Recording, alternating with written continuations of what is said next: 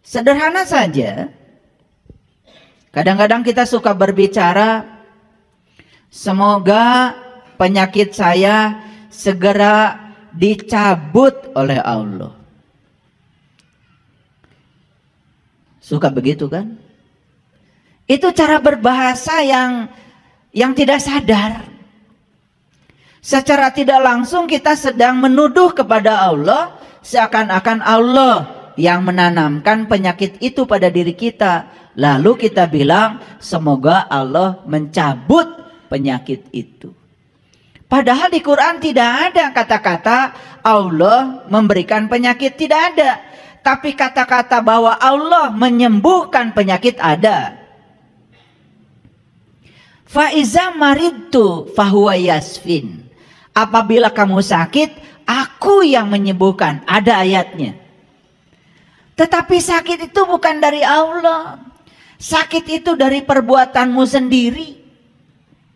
Nah, segitu cinta kasihnya Allah yang luar biasa, kamu saja yang membuat penyakit, Allah yang menyembuhkannya. Tidak pernah Allah mengatakan, karena kamu yang bikin penyakit, kamu sendiri yang harus tanggung jawab. Enggak begitu Allah. Jadi kita menempatkan Allah saja masih salah. Persepsi kita tentang Allah masih keliru. Itu yang dikatakan Allah dalam hadis kursi, aku bergantung sangkaan kamu. Jadi Allah itu menyatakan dirinya sebagai Rob. Rob itu adalah kehadiran, keberadaan. Kehadiran dan keberadaannya sudah cukup membuat segala sesuatu terjadi. Tetapi yang ingin menjadikan itu terjadi, itu adalah kita sendiri.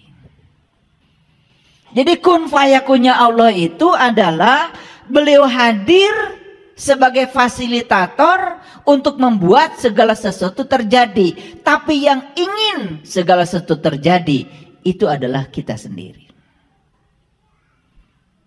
Kita sang kreatornya, kita sang penciptanya. Allah itu hanya mengikuti apa yang kita pikirkan, yang kita rasakan, yang kita bicarakan, yang kita lakukan berulang-ulang. Itu yang namanya doa. Pahami itu. Kalau ingin hidup menakjubkan, pahami itu. Makanya kita harus keluar dari zona nyaman kita. Keluar dari kampung kita. Makanya di Quran surat An-Nisa ayat 66 Allah mengatakan, bunuhlah dirimu. Keluar kamu dari kampungmu. Itu perintah. Dan jika kamu melaksanakan itu, maka itu lebih baik bagi kamu. Dan akan menguatkan imanmu. Itu Quran. Apa yang harus kita bunuh? Bunuh ego kita. Bunuh diri palsu kita. Karena selama ini kita hidup dikendalikan oleh ego, diri palsu kita. Itu yang bernama pikiran. Pikiran mana yang disebut dengan ego? Pikiran yang belum tersentuh oleh cahaya ilahi. Saya pastikan ya, setiap pikiran yang belum diterangi oleh cahaya ilahi, belum ketemu nur ala nur, belum ketemu matahari ruhani dalam dirinya, itu yang disebut dengan pikiran gelap. Dan itu yang selama ini mengendalikan kita. Cuman kita tidak sadar. Oleh karena itu hari ini saya akan memberikan hadiah buat kita semua. Saya akan membuka rahasia berserah diri. Karena selama ini kita cuma bicara, ayo kita berserah diri, ayo kita berserah diri. Caranya seperti apa sih berserah diri itu? Sama seperti kita disuruh untuk ingat kepada Allah. Malah nyebut-nyebut nama Allah. Padahal ingat dan menyebut itu berbeda. Menyebut itu di sini pakai mulut. Ingat itu kan di batin kita. Dan setiap kita menyebut, kita mengklaim seakan-akan kita sudah ingat kepada Allah. Itulah sesungguhnya kita selama ini. Gak jelas. Disuruh tobat malah minta ampun. Pala tobat itu bahasa Arab, artinya kembali. Kembali kamu pada jati dirimu. Tobat dan minta ampun itu sesuatu yang berbeda. Kalau kita sudah kembali kepada Allah, ya Allah akan mengampuni. Otomatis. Bahkan Allah mengatakan, Inna fatahna laka fatham mubina liyaghfira lakallah ma taqaddama min dambika wa ma ta'akhkhar. Hari ini kamu terbuka kembali penglihatanmu, sehingga kamu bisa melihat jati dirimu, kembali kepada Allah. Maka aku ampunkan bahkan dosamu yang lalu, termasuk juga dosamu yang akan datang. Begitu kata Allah dalam Al-Quran. Kita terlalu puas mengaku pedoman hidupmu apa? Quran. Pedoman hidupmu Quran dan hadis. Tapi dua-duanya tidak kita pahami. Tidak kita pedomani. Hanya dibaca berulang-ulang. Dan kita menganggap kalau sudah membaca berulang-ulang, seakan-akan kita sudah soleh. Padahal membaca itu baru tahap awal untuk memahami. Dan kalau kita membaca, kemudian kita tidak dapat petunjuk apa-apa dari yang kita baca, berarti kita melanggar ayat zalikal kitab la raiba fi hudan lil muttaqin. Jadi kalau kita tidak dapat petunjuk ketika kita baca kitab suci, berarti kita belum tahu apa itu takwa yang sebenarnya. Oleh karena itu, mari kita bersyukur kita telah diundang oleh Allah di tempat yang penuh berkah ini. Oleh karena itu mari kita sampaikan penghormatan kepadanya. Kita puji dia bersama-sama membaca hamdalah. Alhamdulillahi rabbil alamin. Mari kita mohon ridho dan berkahnya. Semoga Allah membukakan pintu kecerdasan kita, terutama kecerdasan yang melampaui pikiran yang terbatas dalam diri kita. Kita sapa asma Allah dengan kelembutan dan cinta, seraya membaca basmalah. Bismillahirrahmanirrahim. Jadi hari ini saya akan berbicara tentang rahasia berserah diri. Saya kasih judul, berserah bukanlah menyerah. Oleh karena itu kita akan memasuki dulu introduksinya. Kita akan memasuki pendahuluannya, supaya nanti ketika masuk pada rahasia yang tadi itu kita mengerti. Fokus. Karena saya akan mencoba mengkombinasikan ayat-ayat Al-Quran dengan temuan-temuan baru para peneliti di bidangnya, terutama para psikolog yang terus mengembangkan pengetahuan baru tentang neuroscience. Jadi nanti akan ada banyak sekali ya rahasia-rahasia untuk menjelaskan ini. Ya, saya ambil dari data-data hasil penelitian yang sudah dipublish, yang sudah dinyatakan dalam bahasa saintifik, dan saya coba akan terjemahkan dalam bahasa yang mudah dimengerti. Jadi setiap hari saya ini punya langganan jurnal dan saya berbayar. Jadi saya punya langganan jurnal yang berbayar. Jurnal-jurnal yang terindeks, jurnal-jurnal yang sudah diakui ya keabsahannya oleh para ilmuwan di seluruh dunia. Jadi saya tidak pernah baca artikel hoax.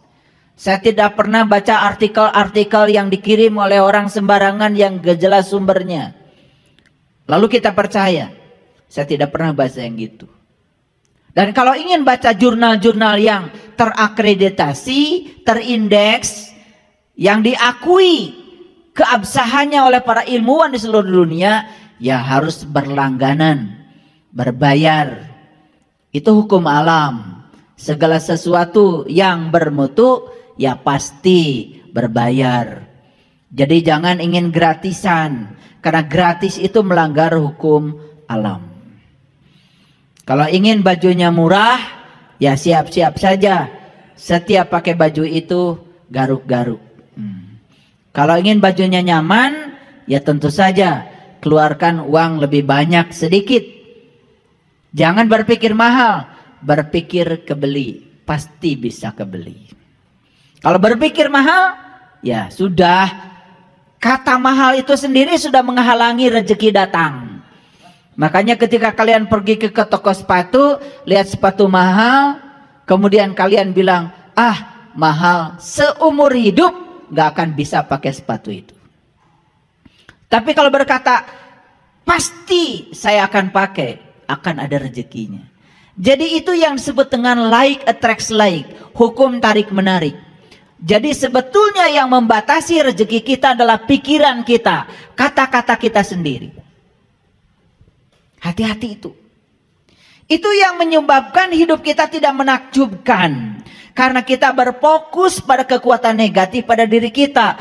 Tidak berfokus pada kekuatan positif yang ada pada diri kita. Yang disebut dengan cinta. Jadi cinta itu lebih luas lagi. Bukan sekedar rasa perasaan kepada sesama. Tapi cinta yang lebih besar lagi adalah kekuatan positif yang Allah berikan pada setiap manusia. Dan siapa yang bisa menggunakan kekuatan itu, maka hidupnya akan menakjubkan. Dan siapa yang tidak bisa menggunakan kekuatan itu, hidupnya akan penuh dengan penderitaan. Hanya itu saja. Ini bahasanya bahasa sains. Oleh karena itu, tolong fokus. Karena ini penting. Kita baca dulu Quran surat Ali Imran ayat yang ke-102. Ayat ini sering dibaca setiap khutbah Jumat. Saking sering dibaca sampai kita tidak pernah tahu isinya apa. Saking seringnya dibaca. Saya perdengarkan ya. A'udzubillahi minasyaitonirrajim. Bismillahirrahmanirrahim. Ya ayyuhallazina amanu taqullah haqqa tuqatih wa la tamutunna illa wa antum muslimun. Bahkan sudah bosan mungkin dengar ayat ini, saking gak ngertinya atau saking sering dibacanya dan tidak pernah dijelaskan. Oleh karena itu saya kasih tahu, kebenaran itu sangat sederhana. Karena kebenaran diletakkan di tempat-tempat yang sederhana. Kalau ada orang yang bercerita kebenaran ruwet, itu berarti bukan kebenaran. Karena ciri kebenaran itu sederhana. Saya masih ingat kata-kata Einstein dalam bukunya, sains itu adalah pemurnian pola pikir sehari-hari. Jadi sebetulnya apa yang sehari-hari kita dengar, kita lihat dimurnikan dalam bentuk logika yang murni dan jujur, itu menjadi sains. Jadi apa yang nampak sehari-hari kemudian dimurnikan. Itu saja sains. Misalnya saya tanya, kenapa kalian semua sekarang bisa melihat saya? Kan melihat itu sehari-hari kita lakukan. Tapi begitu kita mencari jawabannya, itu bisa berlembar-lembar tidak ketemu jawabannya. Dijawab karena saya punya mata, misalnya. Orang mati juga punya mata, tidak bisa lihat. Sehingga jawaban yang pertama hancur. Tidak memiliki lagi kekuatan. Betul? Sekarang dijawab lagi, kenapa Anda bisa melihat saya? Karena saya bernafas. Cukup? Belum cukup. Betul, karena kehadiran nafas, maka sang hidup pada diri kita memberi daya pada mata kita, sehingga mata kita bisa melihat. Tetapi proses melihat itu seperti apa? Oh, dijelaskan. Karena ada cahaya datang pada benda, memantulkan cahaya benda kepada mata, ditangkap oleh retina, kemudian dibiaskan ke dalam layar di mata kita. Cukup? Belum cukup. Bagaimana kita bisa menyatakan ini si A, ini si B, ini si C? Bagaimana cahaya itu dirubah menjadi sinyal-sinyal listrik? Bagaimana otak kita mengerti? Kalau yang kita lihat itu pisau, yang kita lihat itu mangkuk, yang kita lihat itu, sehingga kita bisa menyebutnya. Sampai akhirnya kita tidak menemukan jawaban lagi. Hanya proses sehari-hari tentang melihat, kita aja tidak pernah tahu. Betul apa tidak? Kenapa kita tidak sampai di situ? Ya karena kita memang tidak pernah peduli terhadap semua itu. Belum lagi, kenapa kita bisa merasakan geli? Ayo. Nanti kalau ditelusuri jawabannya, nggak akan ketemu. Kenapa kita bisa membedakan ini panas, ini dingin? Gimana saraf kita secerdas itu? Sehari-hari kita cuman panas, menitiis, cuman gitu aja. Tapi mengapa kita bisa merasakan panas dan dingin? Bagaimana sel-sel saraf kita bisa membedakan itu? Pernah bertanya? Itulah. Semuanya abai. Akibatnya kita ya gitu-gitu aja kesadarannya. Tidak meningkat dari waktu ke waktu. Sama seperti saya bacakan ayat ini. Ayo kita dengarkan. Ya ayyuhallazina amanu. Stop sampai situ dulu. Hai orang-orang yang beriman. Kalau orang yang sadar ketika begitu mendengar itu. Hai orang-orang yang beriman. Dia pasti berpikir. Siapa yang dihaikan? Saya atau bukan? Jangan ngaku-ngaku dulu. Jangan ngaku-ngaku dulu. Kita terlalu biasa ngaku-ngaku barejeng tadi aku. Begitu di Quran ada kata-kata, hai orang-orang yang beriman, langsung saja serempak semasjid peserta Jumatan mengatakan saya. Begitu? Itu yang disebut dengan rarasaan. Bukan rasa. Rasa dan rarasaan itu beda. Rasa dengan perasaan itu berbeda. Perasaan itu hanya pengakuan saja. Sedangkan rasa itu kebenaran. Coba kalau ditanya. Matahari terbit dari mana? Dari timur. Terbenam di sebelah mana? Di barat. Perasaan atau rasa itu? Perasaan atau rasa? Tuh. Membedakannya gitu aja kalian belum tahu. Itu hanya perasaan kita saja. Kan matahari mah cicing. Kecuali matahari itu pagi-pagi nongol. Terus yang matahari itu ke mana-mana. Cicing. Matahari itu adalah pusat tata surya. Yang bergerak itu bumi kita. Bumi kita tuh bergerak. Di samping dia berevolusi, dia juga berotasi.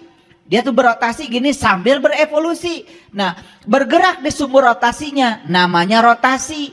Mengelilingi sumber rotasi matahari itu namanya berevolusi. Kartos? Jadi matahari mah nggak pernah kemana-mana. Yang bergerak itu bumi. Sehingga akibat bumi itu berotasi dan berevolusi, terjadilah siang dan malam. Jadi terbit dan terdemnya matahari itu bukan berarti matahari itu pagi-pagi datang, sore tidak ada. Bukan begitu. Karena bumi kita yang berrotasi dan berevolusi. Jadi yang benar itu matahari itu diam, bumi kita yang bergerak. Itulah bedanya rasa dan rarasaan. Rarasaan teges sholat.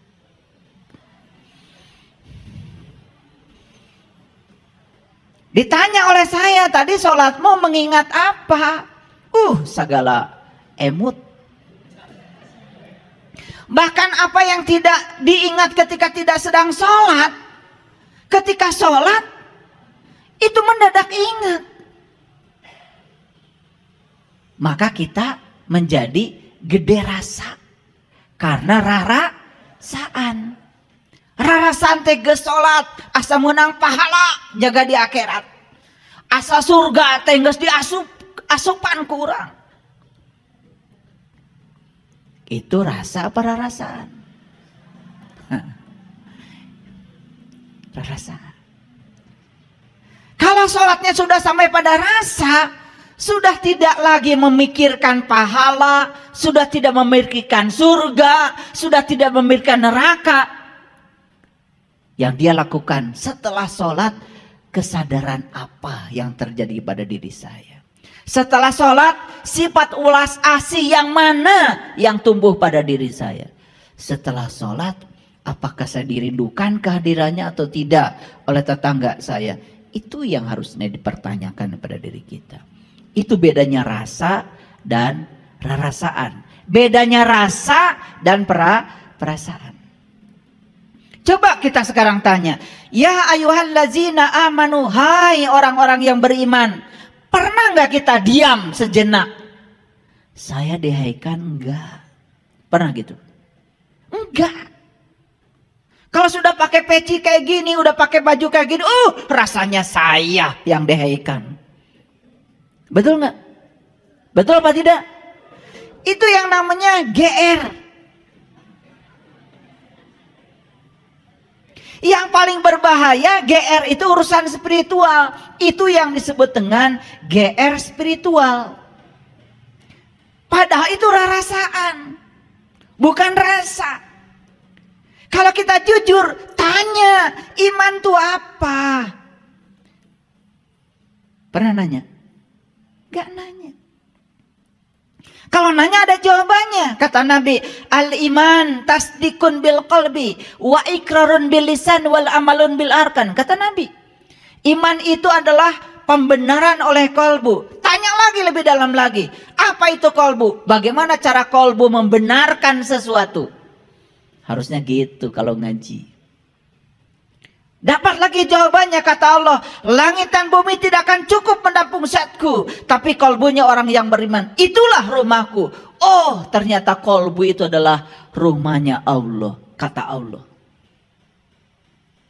Bagaimana kolbu bisa membenarkan kalau itu rumahnya Allah? Pertanyaan berikutnya. Setiap rumah pasti ada pintunya. Setiap pintu pasti ada kuncinya. Di mana Allah meletakkan kuncinya? Supaya saya bisa berkunjung ke rumah Allah. Agar saya bisa bertemu dengan dia. Dan bisa menyaksikan dia. Setelah itu saya bisa mengingat dia. Berdiri, duduk, dan berbaring. Gitu gak ngajinya? Enggak. Karena orang mengatakan iman tuh percaya. Pokoknya percaya. Tong nanya.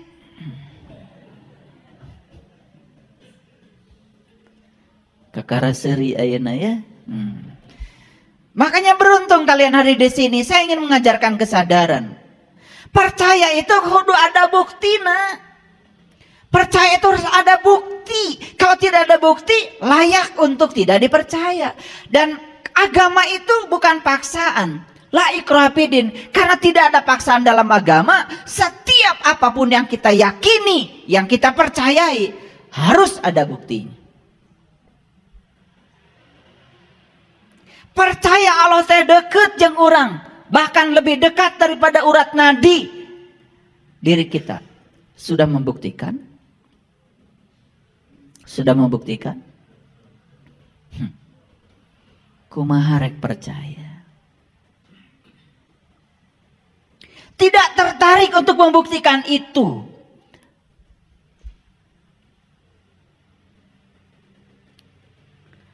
Jadi kalau kolbu itu sudah bisa membenarkan, maka lisan kita jadi benar. Lisan kita jadi benar.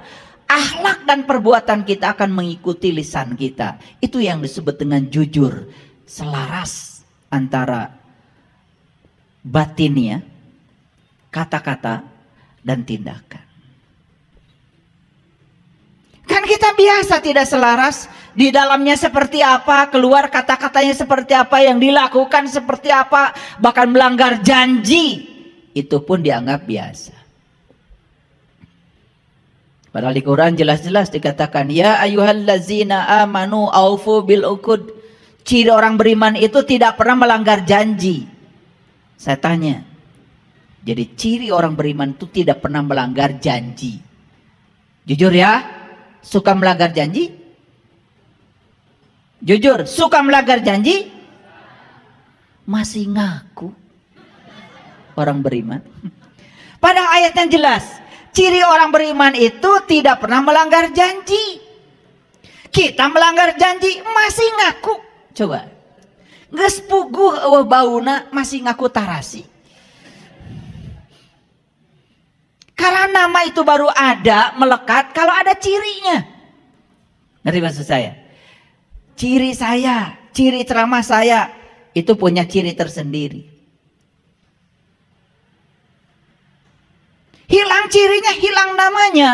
Karena nama itu ada kalau ada ciri. Ada alamatnya, ada adresnya. Betul? Pertanyaan saya. Ya ayyuhallazina amanu. Hai orang-orang yang beriman. Berani ngaku? Saya yang dihaikan? Berani?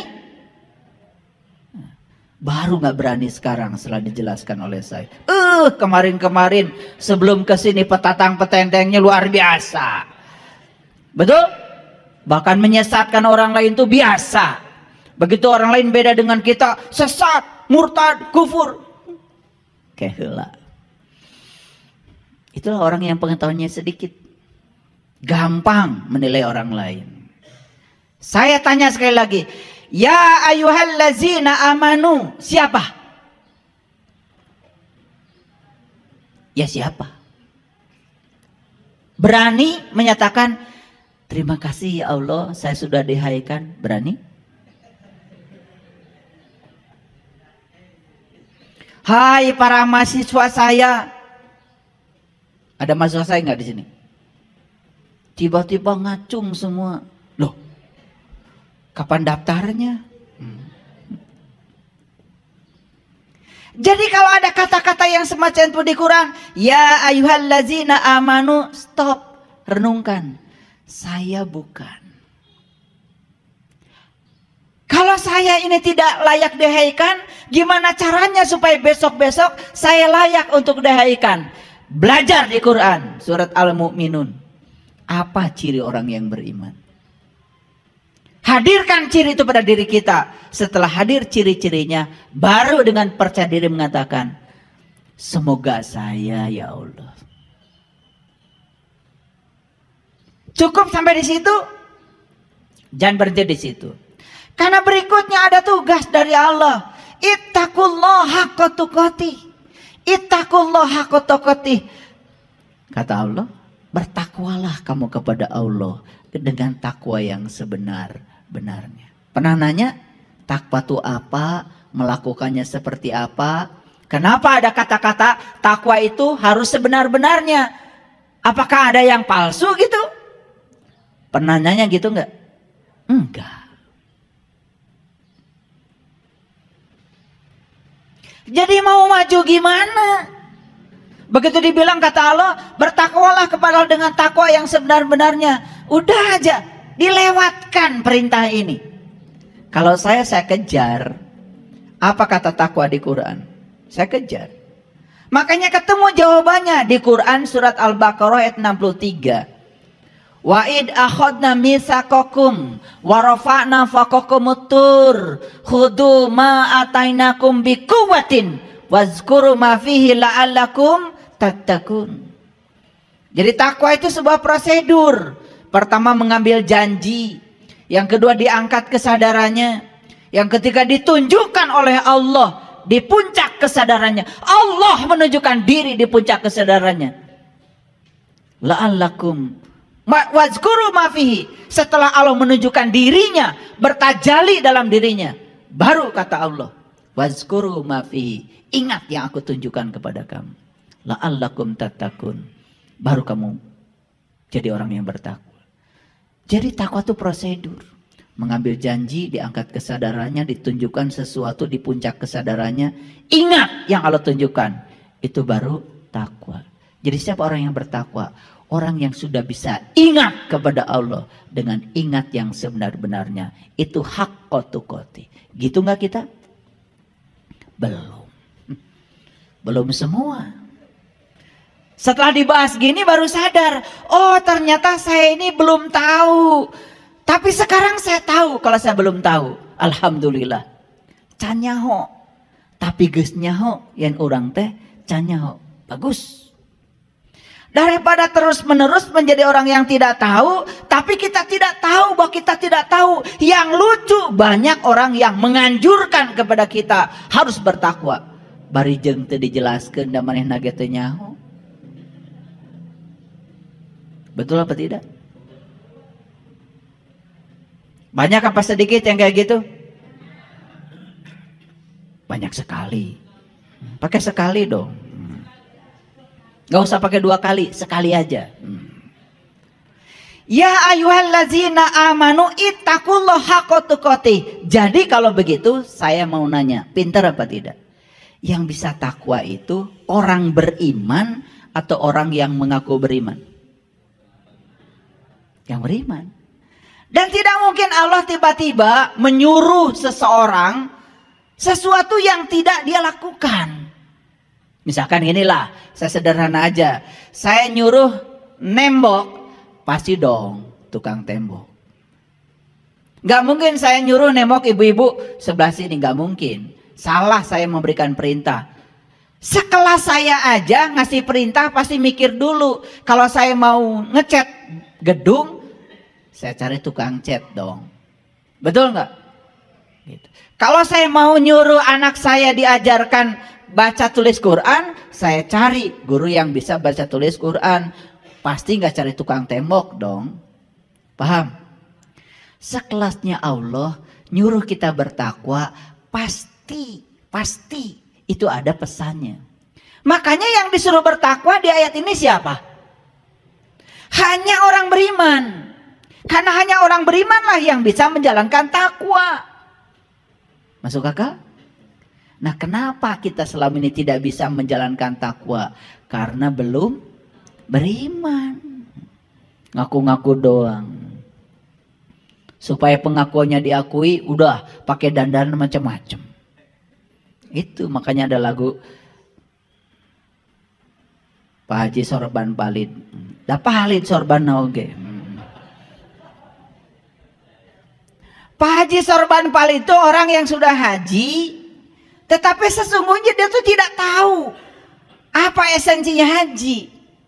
Berkunjung ke Baitullah, tetapi tidak tahu siapa yang harus dikunjungi. Palid dah Sorbana.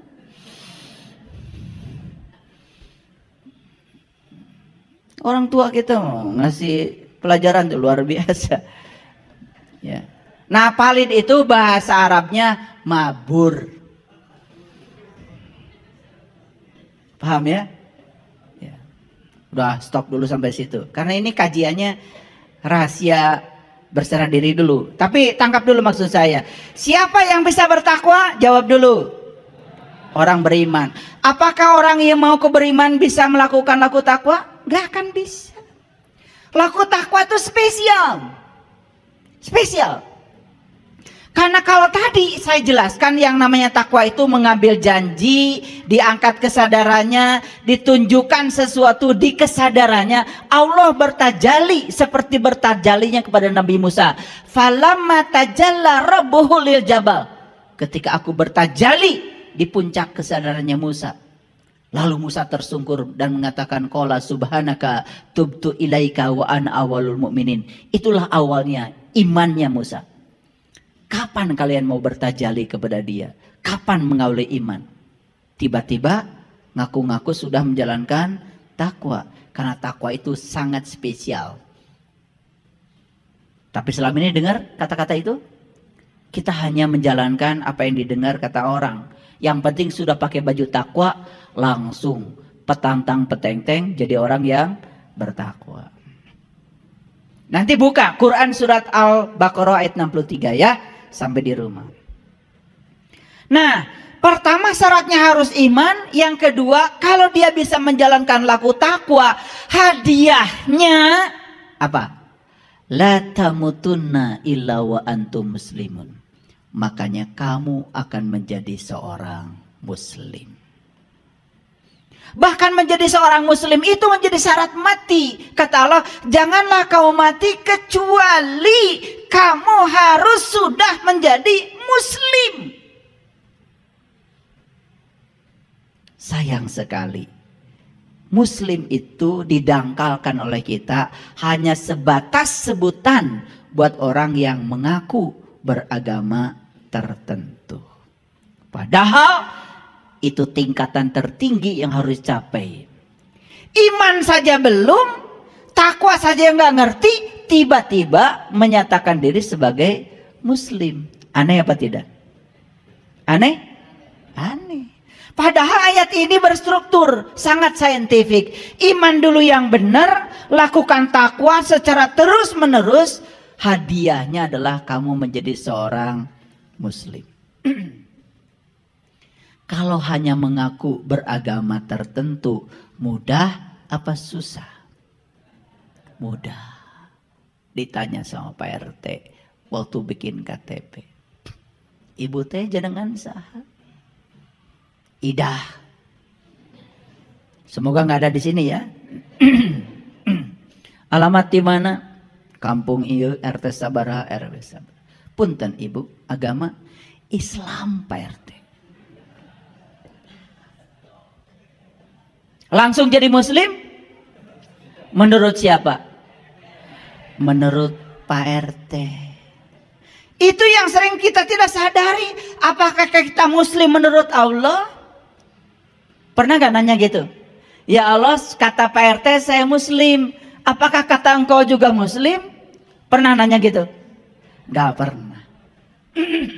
Kalau saya dari kecil saya nanya. Makanya kita sekarang sangat senang dengan istilah muslim non-muslim. Dan kita mengatakan muslim siapa saja yang mengaku.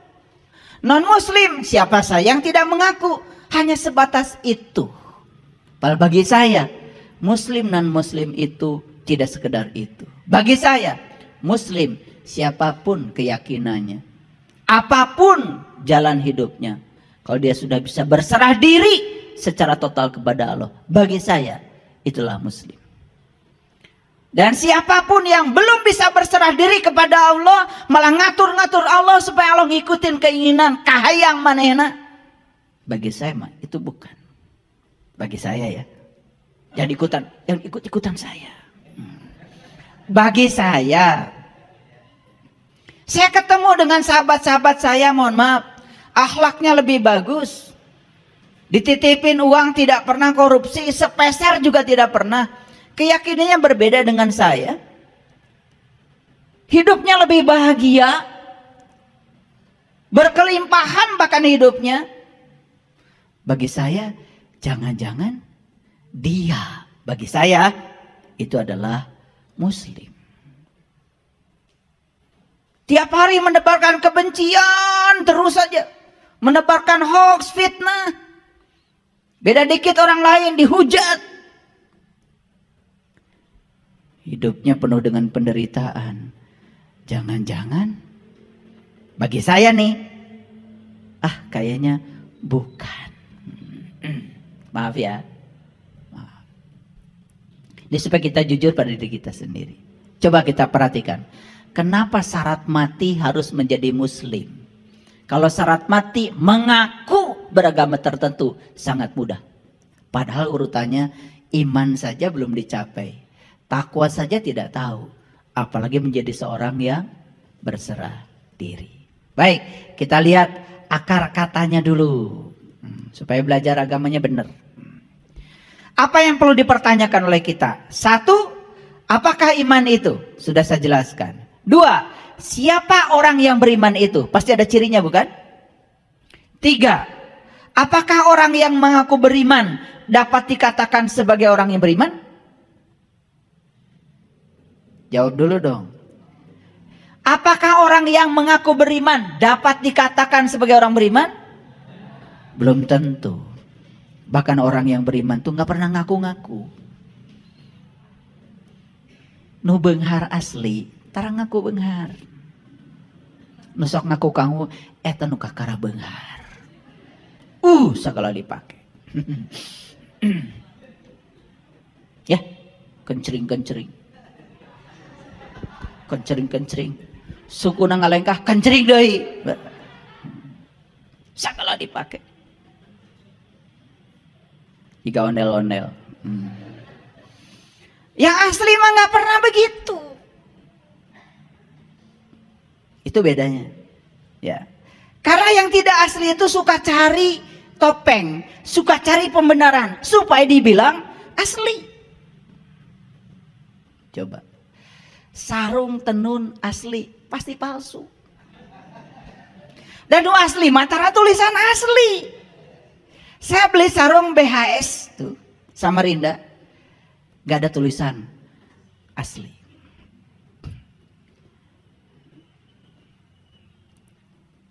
Gak usah saya menyebut merek yang lain, nanti takut ada yang tersinggung. Karena biasanya kalau yang palsu suka ada tulisan asli. Ya kayak kalian. Ya dah? Iya. Yang imannya asli nggak perlu dipamerkan di mobil. Pakai lapad ini, lapad itu nggak perlu. Tapi cara mengendarai mobilnya rapi. Parkirnya benar. Saya pernah lihat nih lihat ya nih fakta. Tulisannya La ilaha illallah Muhammad besar. Itu parkir di pinggir jalan, dia tidur nyenyak, orang lain itu kesusahan karena dia parkir di pinggir jalan. Bagi saya kayaknya ini nih yang bukan. Bisa tidur nyenyak sementara orang lain kesusahan gara-gara dia memarkir mobil di pinggir jalan. Atuh teu boga garasi mah tong waka meser.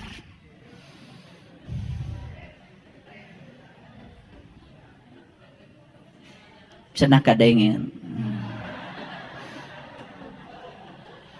Lalu selanjutnya apa sih takwa itu sudah saya jelaskan ya tadi. Ini baru penjelasan loh. Tetapi tata caranya tidak mungkin saya jelaskan. Kalau ingin tahu takwa yang sebenarnya harus belajar. Belajar secara khusus. Nanti saya akan berikan kelas khusus kepada orang khusus. Ini baru saya jelaskan takwa versi Quran. Bisa dibaca semua orang. Tetapi itu pun caranya belum begitu jelas kan. Karena bagaimana kita bisa tadi mengambil janji, diangkat kesadarannya, ngangkat kesadarannya kita belum bisa. Ditunjukkan sesuatu di puncak kesadarannya. Bagaimana supaya Allah bertajali pada diri kita? Kumaha carana? Itulah perlu ilmu khusus. Nah disitulah kita perlu ketemu dengan orang-orang yang khusus. Yang mewarisi ilmu khusus. Jadi supaya kita tuh bicara tidak ngasal gitu. Mulai sekarang belajar bertanggung jawab ya, gitu. Baru la'allakum tattaqun, baru kita menjadi orang yang bertakwa. Apakah cukup sampai sini? Itu saja belum selesai. Yang imannya sudah benar, takwanya sudah dimiliki, belum tentu menjadi muslim. Komo nu ngaku-ngaku wungkul.